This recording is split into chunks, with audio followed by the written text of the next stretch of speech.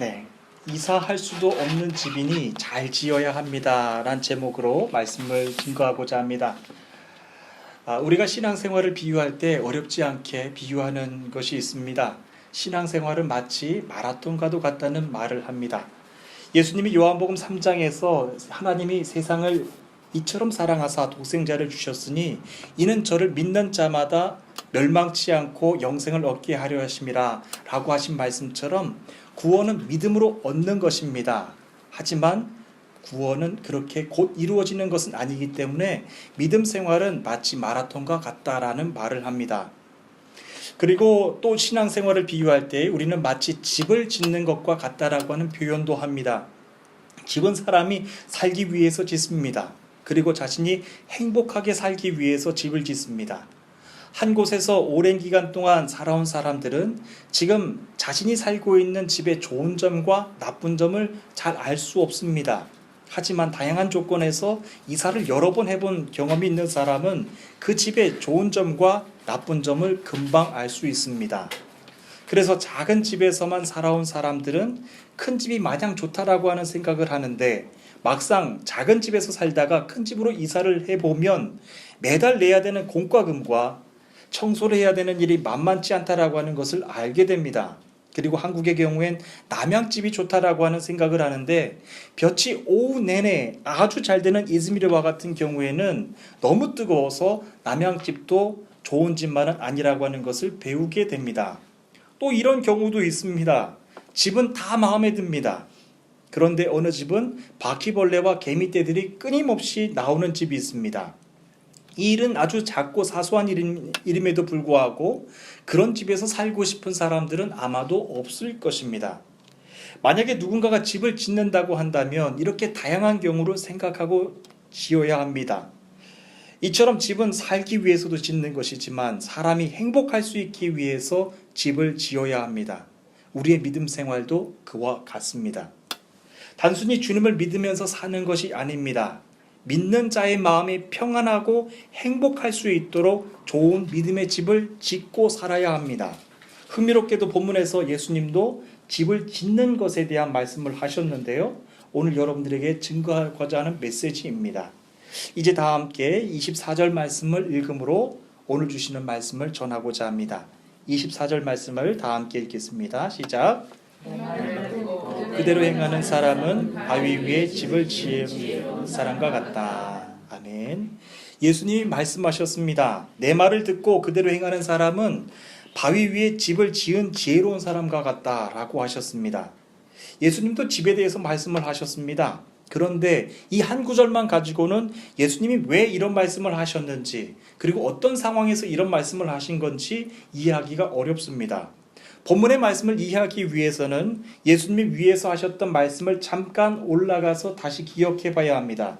마태복음 7장 21절 이하에 있는 말씀을 다시 한번 보시기를 바랍니다. 예수님은 두 가지 말씀하셨는데 첫 번째는 나에게 주님이라고 말하는 모든 사람들이 하나님 나라에 들어갈 것은 아니다 라는 것을 말씀하셨습니다.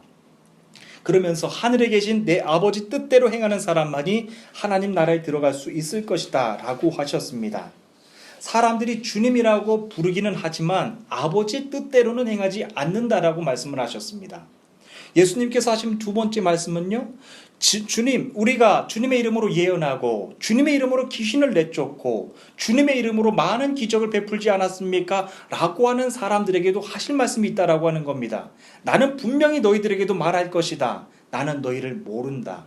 악한 일을 행하는 사람아, 내게서 썩 물러가라고 말씀하셨습니다. 예수님이 두 번째 말씀하셨던 것에는 하나님의 뜻대로 행하지 않는다라고 하셨던 그 일이 악한 일이라고 하면서 첫 번째 경우보다 더 엄하게 말씀을 하셨습니다. 하나님께서 오늘 전해주시고자 하는 말씀을 듣기 위해서는 먼저 이 두 가지 경우를 먼저 생각해 보라라고 하는 겁니다. 그리고 나서 주님은 오늘 본문의 말씀을 이어서 하셨습니다. 내 말을 듣고 그대로 행하는 사람은 바위 위에 집을 지은 지혜로운 사람과 같다. 집을 똑같이 짓는데 한 사람은 주님의 말씀을 듣고 그분의 뜻을 따라 그대로 행하는 사람이고 또 한 사람은 아버지 뜻대로 전혀 행하지 않고 악한 일을 행하는 사람이 집을 짓는다고 했습니다. 우리는 여기에서 예수님께서 비유로 집에 대해서 말씀하신 이유가 무엇인지를 알 수 있습니다. 집은 겉으로 봤을 때는 전혀 모른다고 하는 것이죠. 똑같은 집 모양이니까요. 그런데 집을 짓는 방법이 달랐다고 하는 것입니다. 하나는 아버지의 말씀을 듣고 그분의 뜻대로 행하면서 지은 집이고, 또 하나는 아버지의 뜻대로 행하지 않으면서 지은 집입니다. 똑같은 외형의 집이지만 집을 짓는 방법이 달랐다고 하는 겁니다. 저는 말씀을 시작하면서 사람이 집을 짓는 이유는 살기 위해서 짓는 것이지만 마음이 편하기 위해서 집을 짓는다라고 말씀을 드렸습니다. 작은 집에 살다가 큰 집으로 이사를 갔습니다. 어둡고 추운 북향집에 살다가 남향집으로 이사를 갔습니다. 생각만 해도 너무 좋은 집입니다. 그런데 그곳에 개미떼와 바퀴벌레떼가 끊이지 않고 나온다고 한다면, 그리고 낮에는 따뜻함을 넘어서서 오히려 커튼을 쳐놓고 살아야 되는 그런 후덥지근한 집이라고 한다면, 그곳은 집 외형과는 상관없이 잘못 지은 집입니다. 불편한 집입니다. 그래서 다른 집으로 곧바로 이사를 계획할 것입니다. 그런데 우리가 여기에서 기억해야 될 것이 있습니다. 예수님을 믿으며 지어가는 믿음의 집은 내가 싫다고 해서 마른 마음대로 이사할 수 있는 집이 아니라고 하는 겁니다. 계속해서 우리 25절부터 27절까지 있는 말씀을 다 함께 읽겠습니다. 시작. 비가 내리고 홍수가 나고 바람이 불어 그 집에 몰아쳐도 그 집은 무너지지 않았다. 왜냐하면 그 집에 우리 지었기 때문이다. 내 말을 듣고도 행하지 않는 사람은 모든 집을 성과 같다. 비가 내리고 홍수가 나고 바람이 불어 그 집에 몰아쳤을 때 그 집은 쉽게 무너졌는데 그 무너진 정도가 심하였다. 아멘. 여러분, 이사를 하고 싶어도요, 이사를 할 수 없는 집이 바로 예수님을 믿으면서 지어가는 믿음의 집입니다.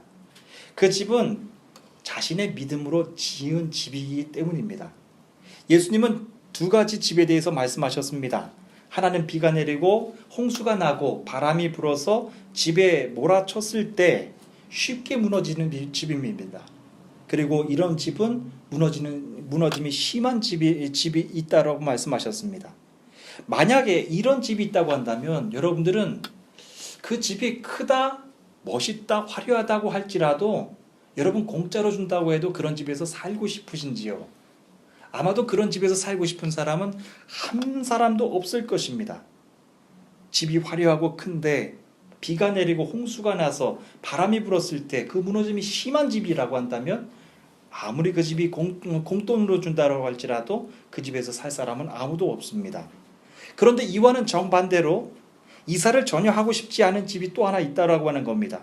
비가 내리고 홍수가 나고 바람이 불어서 집에 몰아쳐도 끄떡도 하지 않는 탄탄한 집에서 사는 사람입니다. 이런 믿음의 집 안에서 사는 사람이 있다고 한다면 그는 어떤 환경에서도 마음이 불안하지 않을 것입니다. 왜냐하면 자신의 믿음의 집이 튼튼하다라고 하는 것을 알고 있기 때문입니다. 주님은 그 이유도 말씀해 주셨는데요. 그 집은 바위 위에 지은 집이기 때문이라고 말씀하셨습니다. 사도 바울은 이것과 관련해서 우리에게 아주 중요한 말씀을 전했습니다. 고린도전서 3장 9절부터 11절까지 있는 말씀인데요. 우리는 하나님의 동역자요, 여러분은 하나님의 밭이며 하나님의 건물입니다. 나는 하나님께서 내게 주신 은혜대로 유능한 건축자처럼 기초를 놓았습니다. 하지만 다른 사람들은 그 위에 건물을 세우고 있습니다. 그러나 각 사람은 그 기초 위에 어떻게 건물을 세워야 할지 주의해야 합니다. 아무도 이미 놓여 있는 기초 외에 다른 기초를 놓을 수가 없습니다. 왜냐하면 그 기초는 예수 그리스도이시기 때문입니다. 라고 전했습니다. 사도 바울은 그 기초 위에 예수 그리스도를 놓았는데 다른 사람들은 그곳에 다른 건물을 세우고 있다라고 했습니다. 여러분, 이것이 무슨 의미인 것 같습니까? 그러면서 말하기를 우리는 그 기초 위에 어떻게 건물을 세워야 할지 굉장히 주의해야 된다라고 말씀을 전했습니다.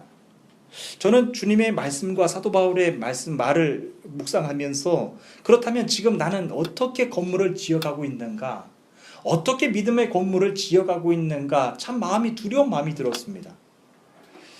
지난 주간에 우리 토르발르 교회 제가 이제 카페에는 리쌍 목사님이라고 번역을 했는 가명을 썼는데요. 리쌍 목사님을 뵙고 현지인 교회 소식을 듣고 왔습니다. 리쌍 목사님은 기도를 부탁한다고 하시면서 저에게 다음에 말씀을 하셨습니다. 지금 성도님들은 아픈 사람 없이 아무런 문제도 없습니다. 잘 지냅니다. 그런데 성도들에게 너무 문제가 없는 것이 문제입니다. 그리고 성도들이 말씀을 편하게 들으려고만 해서 문제입니다. 그리고 전혀 실천을 하지 않습니다. 말씀을 전해도 이제는 그 말씀을 다 알고 있으니 자신들이 모르는 말씀을 제발 전해달라고 나에게 오히려 큰 소리를 칩니다. 라고 전해주었습니다. 저는 닉상 목사님의 기도 제목을 들으면서 오히려 그 모습이 어쩌면 나의 모습이지 않을까 그런 생각도 해보게 되었습니다. 단순히 말씀을 아는 것 때문에 그런 마음이 든 것은 아닙니다. 사도 바울이 전했던 말씀처럼 예수 그리스도의 기초 위에 나도 단지 다른 건물을 짓고 있는 것은 아닌지 마음이 두려웠기 때문이죠. 여러분, 우리 모두는 다 예수 그리스도의 기초 위에 서 있습니다. 그런데 그 기초 위에 아버지의 뜻을 세우는 사람이 있고 다른 건물을 세우는 사람들이 있다라고 하는 겁니다. 정말 주위에서 우리는 내 자신을 비춰봐야 된다라고 하는 것이죠. 다시 본문으로 돌아와서 말씀을 전하고자 합니다. 예수님은 이어서 말씀하시기를 비가 내리고 홍수가 나고 바람이 불어 그 집에 몰아쳤을 때 그 집이 쉽게 무너졌는데 그 무너진 정도가 심하였다라고 말씀하셨습니다. 여러분, 똑같은 상황이었는데 두 번째 집은 쉽게 무너졌을 뿐만 아니라 그 무너진 정도가 매우 심했다라고 했습니다. 똑같은 상황이었다고 한다면 그 결과도 비슷해야 했을 텐데 무엇이 달랐을까 참 궁금합니다. 주님은 말씀하셨습니다. 내 말을 듣고도 행하지 않는 사람은 모래 위에 집을 지은 어리석은 사람과 같다라고 하셨습니다. 여기에서 포커스는요, 행했느냐 행하지 않았느냐가 중요한 것이 아닙니다. 예수님은 본문을 말씀하시기 전에 이미 말씀하셨습니다. 주님의 이름으로 예언하고 주님의 이름으로 귀신을 내쫓고 주님의 이름으로 많은 기적을 베풀었는데도 아버지의 뜻대로 행하지 않았기 때문에 그 일은 악한 일이라고 말씀하셨습니다. 그와도 같은 사람들은 모래 위에 집을 지은 어리석은 사람과 같다라고 하셨으니 그 위에 어떤 건물을 지어도 결국에는 곧 다 무너진다라고 하는 것이죠.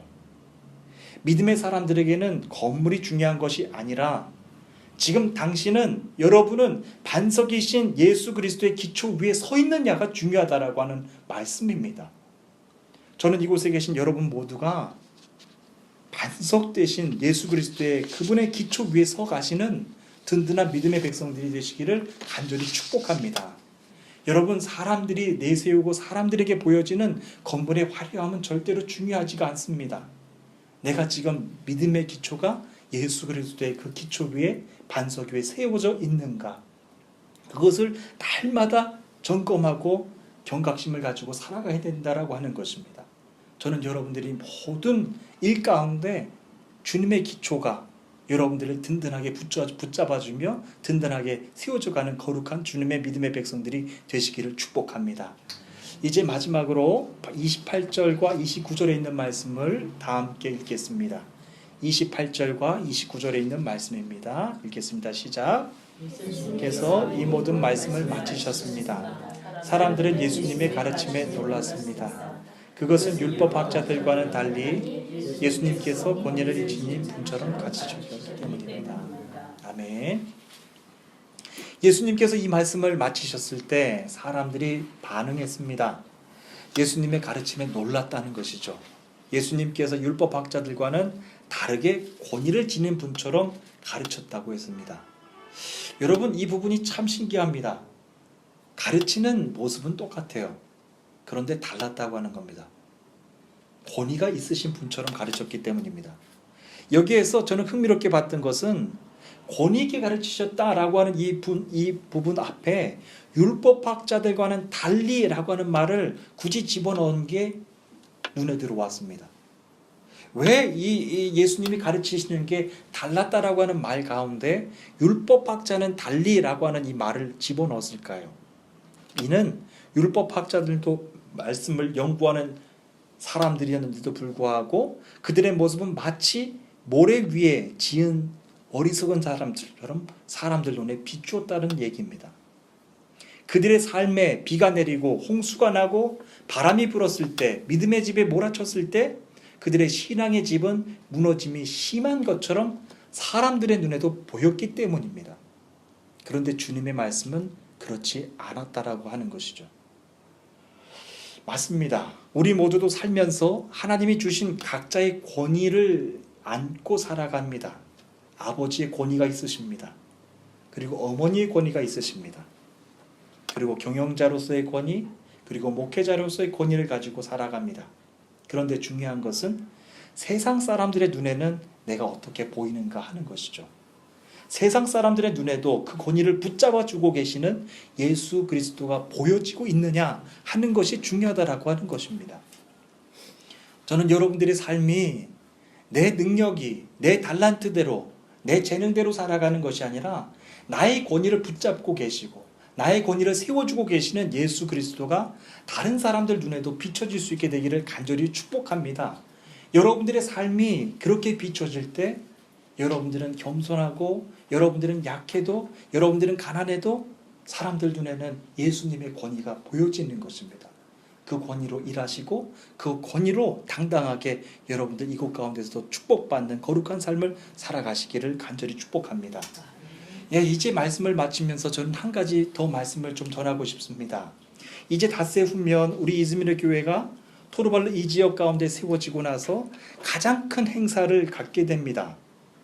시의 행사가 되는 것인데요. 저는 어떤 일을 하더라도 큰 행사, 작은 행사 뭐 그런 것은 절대로 중요한 것이 아닙니다. 해도 되고 안 해도 된다고 생각을 합니다. 그런데 이번 일이 되어져 가는 과정들을 보면서 스스로 놀라는 것입니다.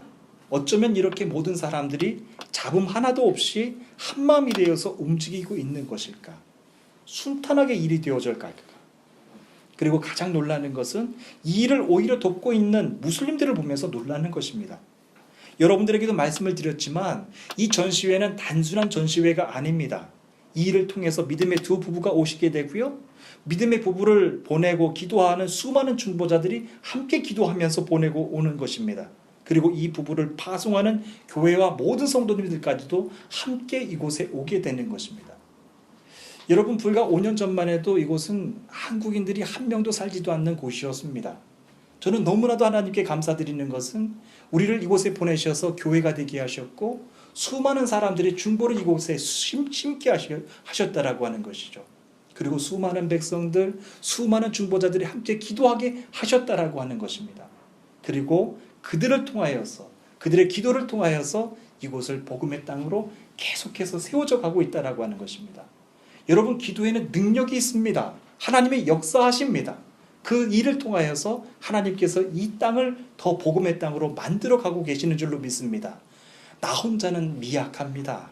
약하고 쓰러집니다. 하지만 중보자들이 함께 기도하면 그것은 강건한 힘이 된다라고 하는 것입니다. 저는 이 하나님의 뜻을 이루는 일 위에 여러분들이 함께 쓰임받게 되기를 바라고 여러분들의 직장과 자녀손들 모든 아버지 하나님께서 역사하시는 영혼들 가운데 함께 해주시기를 간절히 축복합니다. 항상 하나님의 뜻, 항상 하나님의 뜻을 세우는데 항상 하나님의 뜻을 생각하시는데 여러분들의 삶이 귀하게 쓰임받게 되기를 간절히 축복합니다. 우리 다 함께 기도하시겠습니다.